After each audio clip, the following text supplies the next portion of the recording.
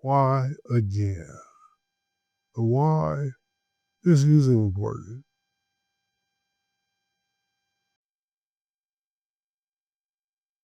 Not only am I explaining the importance of why, I will also explain the basics of order of operations.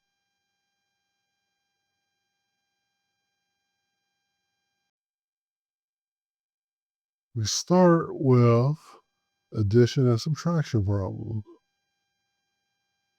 You are to do problems from left to right.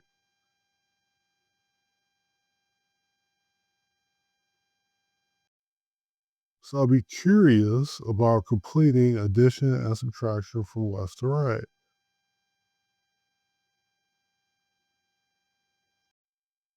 Think about this request while doing the problem. I use the word default, as in do the problem from left to right, unless another operator like multiplication, division, exponents, and parentheses happen.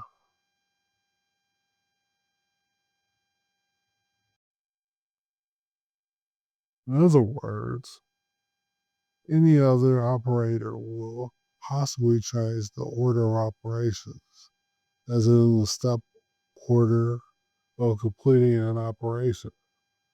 So operators and their position in a problem determines the order of operations.